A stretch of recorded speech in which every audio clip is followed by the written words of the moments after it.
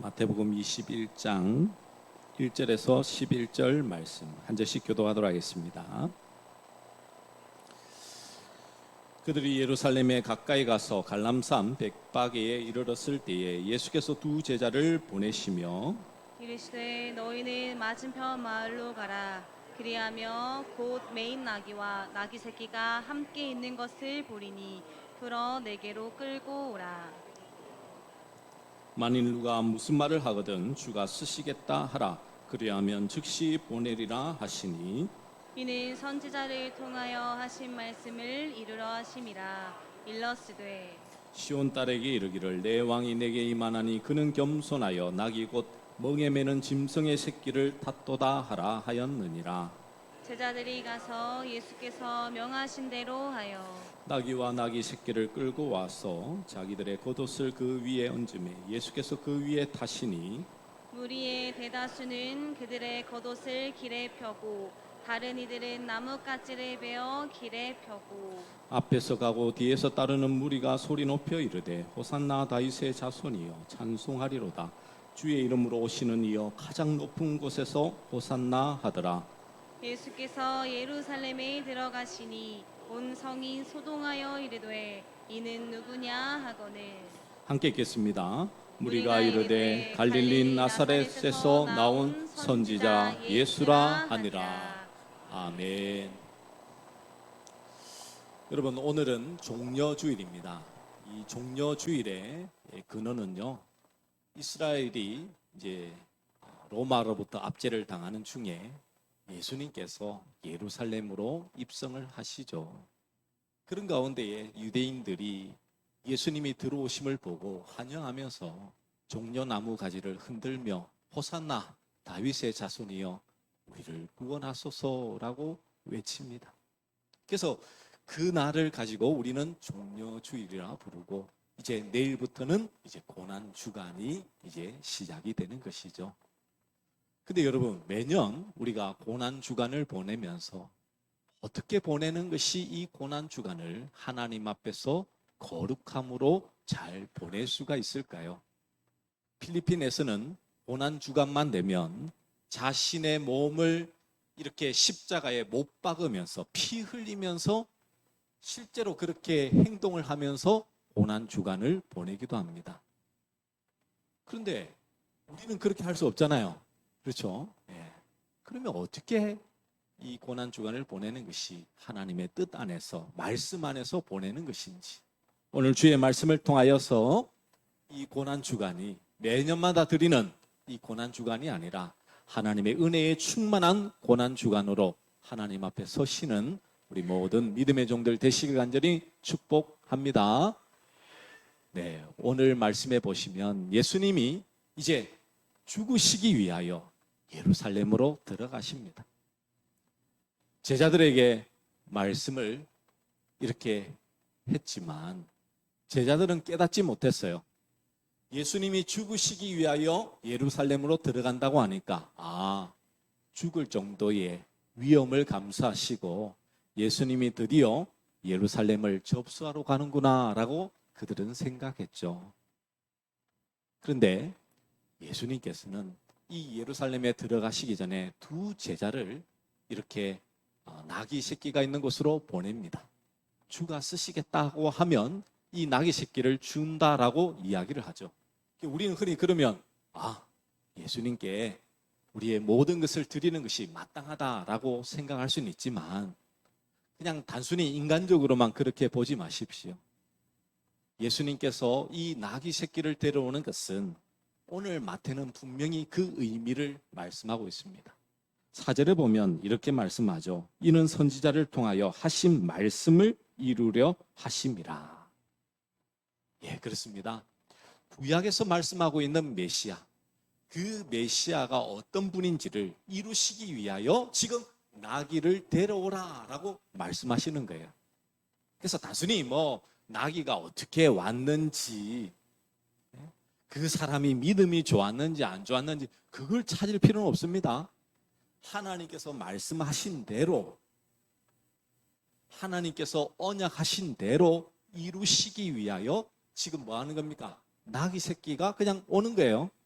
근데 오는데 성경은 어떻게 말씀하고 있습니까? 5절에 보시면 이렇게 말씀하죠. 시온 딸에게 이르기를 내 왕이 내게 임하나니 그는 겸손하여 낙이 곧 멍에 매는 짐승의 새끼를 탓도다 하라 하였느니라. 이스라엘 백성들은요, 이 말씀을 너무나 잘 알고 있었습니다. 왜냐하면 스가랴 말씀에 보시면 오실 메시아에 대한 예언의 말씀이 많이 적혀 있는데 9장 9절에 보면 이 말씀을 이제 마태가 그대로 인용한 거죠. 9장 9절에 보면 이렇게 말씀하고 있습니다. 스가랴 9장 9절에 보시면 이 말씀이 있는데요. 시온에 따라 크게 기뻐할지어다. 예루살렘에 따라 즐거이 부를지어다. 보라 내 왕이 내게 임하나니 그는 공의로우며 구원을 베풀며 겸손하여서 나귀를 타나니 나귀의 작은 것 곧 나귀 새끼니라 라고 말씀하죠. 이스라엘은 이 말씀을 잘 알고 있으니까 예수님께서 지금 나귀를 타고 오시잖아요. 그렇다면 뭡니까? 내 왕이 왔구나라고 그들은 생각한 거예요. 그러면서 그들의 행동을 보시면 이제 좀 이해가 되십니다. 7절에 보시면 이렇게 말씀하죠. 나귀와 나귀 새끼를 끌고 와서 자기들의 겉옷을 그 위에 얹음에 예수께서 그 위에 타시니라고 말씀하죠. 자, 여러분, 사람들이 자기 옷을 벗어서 이렇게 길가에 두는 거, 나귀 새끼 위를 이렇게 나귀에 올리고 길가에 두는 것은 뭐냐면 왕을 모시는 모습 중에 하나였습니다. 내 전부를 드리오니 치료받고 가시옵소서 라는 이런 의미를 갖고 있죠. 그러니까 예수님을 지금 어떻게 보고 있다고요? 왕으로. 또 8절에 보시면 무리의 대다수는 그들의 겉옷을 길에 펴고 다른 이들은 나뭇가지를 베어 길에 펴고 라고 되어 있죠. 여러분, 이 나뭇가지라는 것이 마태복음이나 다른 복음서에는 없지만 요한복음에는요 종려나무 가지라고 말씀하고 있습니다. 종려나무 가지를 흔드는 것도 전쟁에서 승리하고 돌아온 왕이나 장군을 향해서 행하는 행동이었어요. 역사적으로는 주전 164년경에 이 마카비, 유다 마카비라는 사람이 그 당시 시리아 군으로부터 해방하여서 전쟁에서 승리하고 돌아올 때 많은 사람들이 종려나무 가지를 흔들며 호산나라고 외쳤던 일이 있었습니다. 그러니까 이 종려나무 가지를 흔드는 것은 전쟁에서 승리하고 돌아온 기쁨을 나타내는 것이죠. 왜냐하면 이 종려나무가 상징하는 것이 승리와 기쁨을 상징하기 때문입니다. 지금 예수님을 어떻게 이해하고 있습니까? 유대인들은 왕으로 오실 분, 그리고 전쟁에서 모든 나라로부터 해방시켜주는 분으로 이해하고 있었습니다. 왜냐하면 그들이 외치는 소리가 이렇거든요. 자, 9절에 보시면 이렇게 말씀하죠. 앞에서 가고 뒤에서 따르는 무리가 소리 높여 이르되 호산나 다윗의 자손이여 찬송하리로다. 주의 이름으로 오시는 이여 가장 높은 곳에서 호산나 하더라. 여러분, 그들이 외치는 소리는 무엇입니까? 호산나 다윗의 자손이여. 다윗의 자손이라는 것은 바로 메시아를 상징하고 있거든요. 다윗의 후손으로부터 이 이스라엘을 구원할 자가 오심을 하나님께서 이미 말씀하셨기 때문에 다윗의 자손이여 라는 것은 우리의 메시아이십니다 라는 말입니다.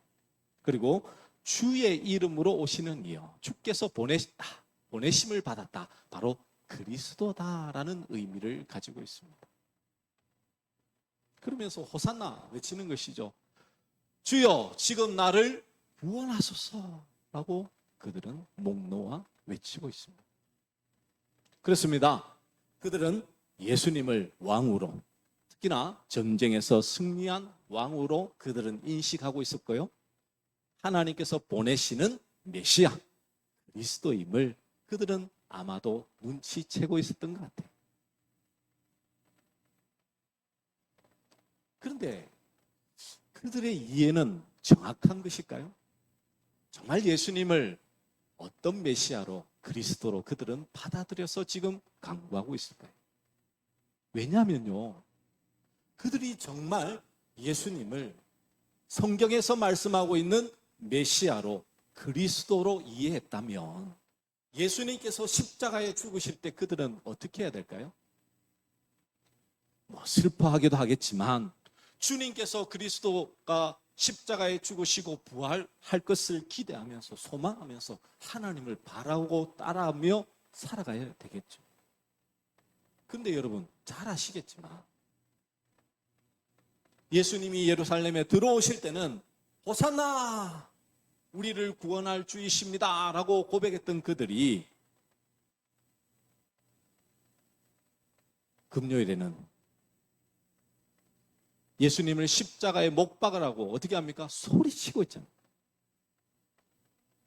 왜 이런 일이 벌어졌습니까?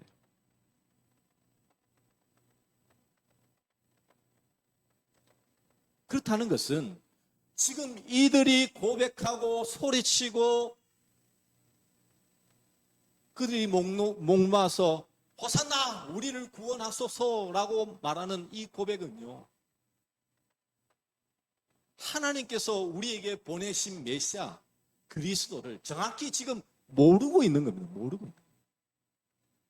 알았다면 그렇게 안 했겠죠. 제자들도 마찬가지잖아요. 제자들도 예수님을 못 박히니까요 죽을까 싶어서 다 도망해버리잖아요. 다 사라져버려요. 베드로는요 예수님을 3번 부인하고. 그렇다는 것은 어떤 메시아인지 그리스도인지 그들은 전혀 지금 이해하지 못하는 거예요. 그래서 마태는요 이 오시는 메시아가 어떤 메시아인지를 정확하게 짚어서 말씀하고 있습니다. 자, 여러분 한 화면에 제가 좀 띄워달라고 했는데 이 스가랴의 9장 9절 말씀과 마태복음 21장 5절 말씀입니다. 여러분 보시면 시온에 따라 크게 기뻐할지어다. 이거는요 앞에 부분은 이제 설명 부분이니까 이제 좀 요약해서 말씀했죠. 마태가요 5절에 보시면. 근데 여러분 보세요. 어디서 보셔야 되냐면 겸손하여서 나귀를 타시나니 나귀의 작은 것 곧 나귀 새끼니라 라고 말씀하고 있고요. 마태복음에서는 뭐라고 말씀하고 있습니까? 그는 겸손하여 나귀 이러면서 설명하죠. 뭐라고 말씀하고 있습니까? 곧 멍에 매는 짐승의 새끼를 탔도다 하라 하였느니라. 지금 이스라엘은요 단순히 예수님을 겸손하여서 나귀 타고 오는 왕으로 생각했습니다. 그 말은 뭐냐면요 전쟁을 하러 갈 때는 말 타고 가겠죠. 근데 나귀를 탔다는 것은 이제 전쟁을 끝내고 스가랴 9장 10절에 보면 이제 평화가 임하였다라는 것을 말씀하고 있으니까 이제 승전하고 돌아왔다라는 것을 의미하면서 나귀를 탄 거 아닌가라고 그들은 생각해서 예수님을 그런 메시아로 그들은 받아들이고 있었어요. 근데 마태는요 그게 아니라는 거예요. 너희가 지금 나귀 새끼를 타고 오는 메시아를 잘못 이해하고 있다. 나귀는 나귀인데 어떤 나귀요? 멍에 매는 나귀. 멍에 매는 나귀.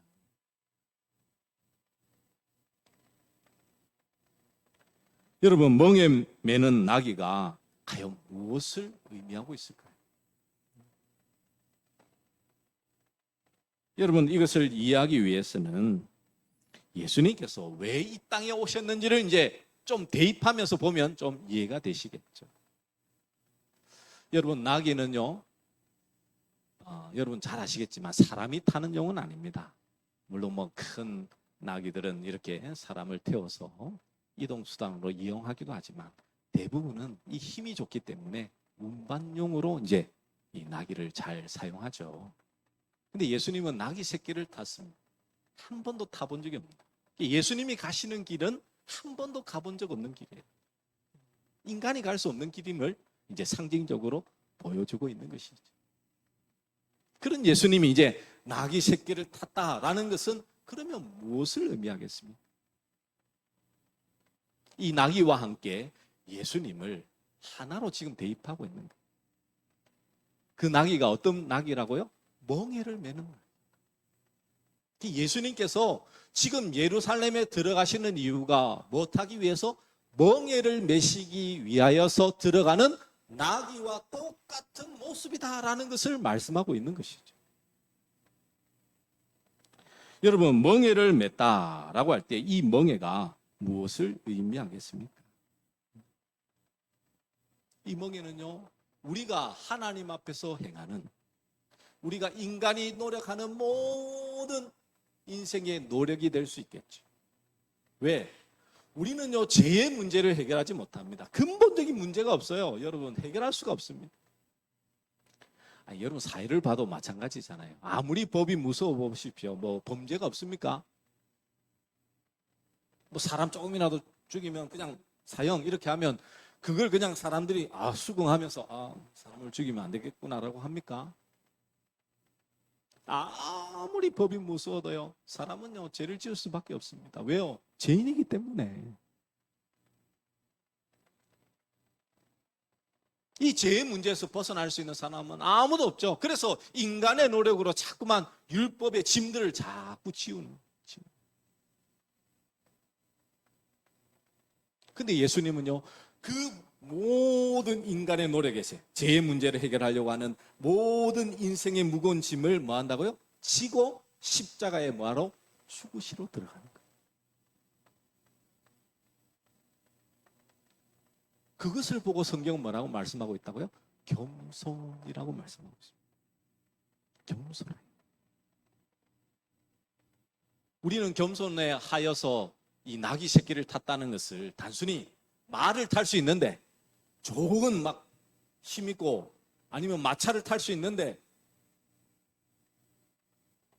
그냥 나귀 새끼를 탔다라고 생각하는 것은 잘못된 것입니다. 예수님이 가시는 그 겸손은요, 사람이 행할 수 없는 것이어야 됩니다. 만약 나귀 새끼를 탄 것으로 예수님은 겸손하신 분이다라고 하면요, 우리도 다 따라 할 수 있죠. 뭐 그랜저 탈 거 그냥 뭐 마티즈 타고 레이 타고 그러면 우리가 겸손해지는 거잖아요. 성경이 그 정도로 여러분 유치하게 그 겸손을 그렇게 말씀하고 있겠습니까? 하나님이신 그분이 이 땅에 인간의 모습으로 오신 것도 그런데 하나님께서 죽으라니까 죽는 거잖아요. 뭘 지고? 우리 모든 인간의 짐을 지고 순종하여 죽으신다니까요. 그게 뭐라고요? 겸손. 사람들은 어떤 대가를 바라고 무언가를 해주지 않으면 안 하지만 예수님은 아무런 대가가 없었습니다. 하나님이 명령하시니 그 명령 앞에 자신의 초라하고 연약한 모습 그대로 하나님의 말씀에 순종한 것이죠. 그것을 뭐라고 말씀한다고요? 겸손.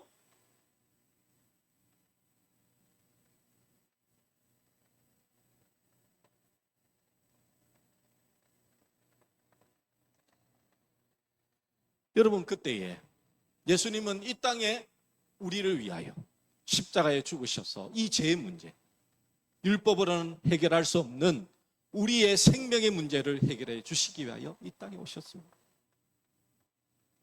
근데 그 주님은요, 그 멍에에 대해서 우리에게 행하시고 말씀하신 바가 있습니다. 그게 무엇이냐면요, 마태복음 11장 28절에서 30절 말씀이죠. 우리 같이 한번 읽어볼까요? 마태복음 11장 28절에서 30절 말씀 준비됐습니까? 제가 읽어드립니다. 수고하고 무거운 짐진 자들아 다 내게로 오라. 내가 너희를 쉬게 하리라. 나는 마음이 온유하고 겸손하니 나의 멍에를 메고 내게 배우라. 그리하면 너희 마음이 쉼을 얻으리니 이는 내 멍에는 쉽고 내 짐은 가벼움이라 하시니라. 오늘 멍에를 맨 나귀 예수님을 이해하면요, 오늘 이 말씀이 우리에게 와닿겠죠. 수고하고 수고했다는 건 무엇입니까? 인간의 노력으로 많이 행한 것입니다. 많이 행한 것. 그런데 그 수고는요, 인간의 노력으로는 해결되지 않죠. 왜? 이 죄의 문제, 근본적인 문제를 해결할 수 없거든. 그래서 그것은 우리에게 무거운 짐으로 다가온.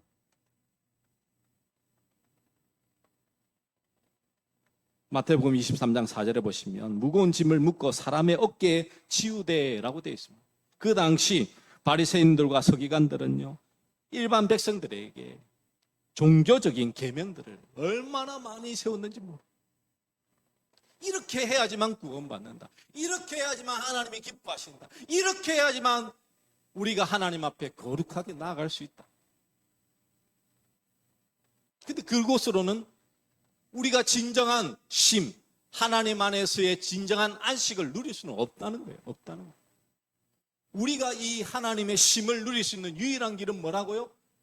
예수님께 나아가는 길이죠. 그러면서 주님은 뭐라 말씀하십니까?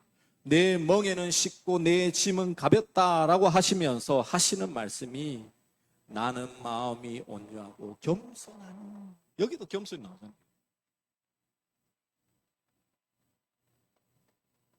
주님의 말씀을 그대로 순종하는 예수님. 그게 겸손이죠. 그러면서 나의 멍에를 메고 배우라라고 말씀합니다. 배우는 것은요, 주의 말씀을 따라 살아라는 거예요. 주의 말씀을 따라 살아. 주님은 어떤 말씀하셨습니까? 예수님은 자기를 부인하고 자기 십자가를 지고 예수님을 따르라라고 말씀하고 있죠. 그게 바로 우리의 뭐라고요? 멍에를 매는 그 예수님을 보고 배우는 거예요. 보고 배우는 거예요. 예수님을 따르는 거예요. 따르는.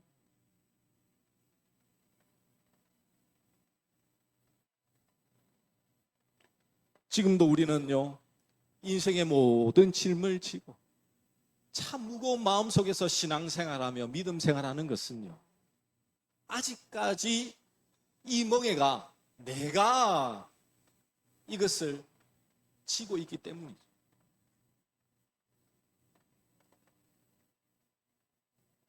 다른 방법 없습니다. 오직 예수님을 따르는 방법밖에 없어요. 주의 말씀 앞에, 그 십자가 앞에 나가는 방법밖에 없다니까요. 왜? 주님의 길이 십자가의 길이었어요. 멍에를 매는 그 길. 우리가 가야 할 길도 십자가의 길이잖아요. 십자가의 길. 다른 길 가라고 말씀하신 적 없어요, 여러분. 예수님이 언제 여러분에게 돈 많이 벌어라, 집 좋은 거 사라, 언제 그렇게 말씀하셨어요?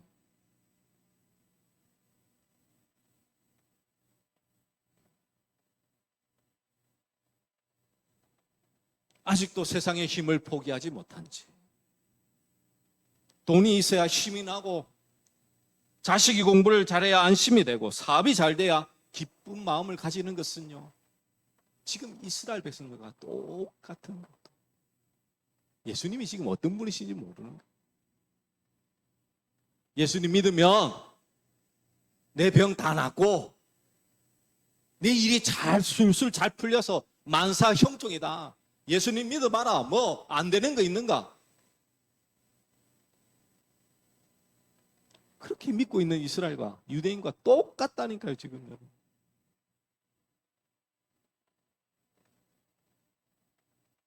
아니, 예수님은 나를 살리시기 위하여 죽으시려고 지금 이 땅에 오셨는데,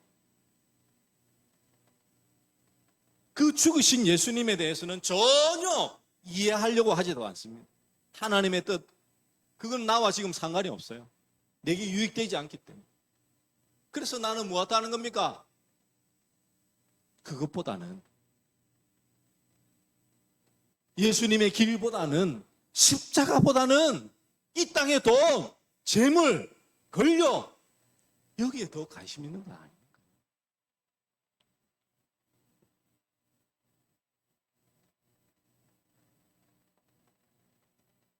여러분은 누구를 위해서 주님을 따르고 계십니까? 이 고난 주간에요, 내가 감정을 동요해서 주님이 나를 위해서 고난 받으셔 다 슬퍼하고 한 주간 슬퍼했다가 부활주에는 기뻐하는 거, 이거 고난 주간을 보내는 거 아닙니다.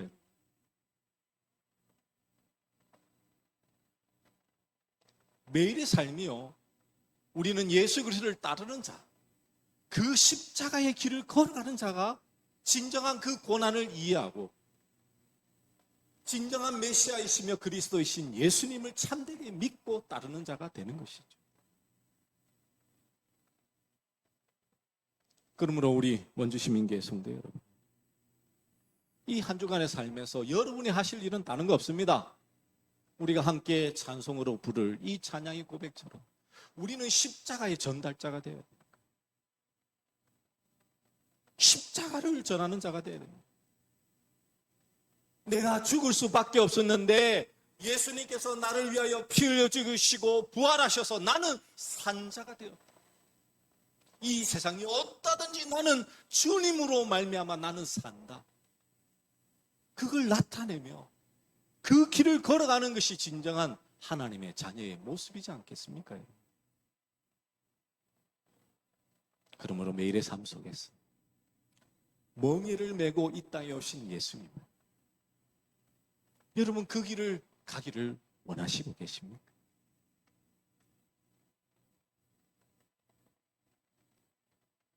누군가를 위하여 희생하고요, 누군가를 위하여서 대신 짐을 지는 것은 결코 쉬운 일이 아닙니다. 그러나 주님은 말씀하셨죠. 내 짐은 가볍다.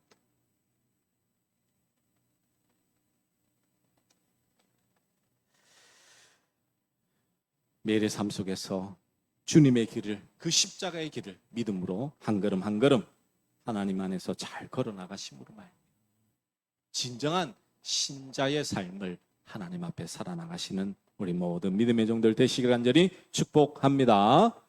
우리 말씀을 기억하며 우리 십자가의 전달자 함께 찬양하도록 하겠습니다.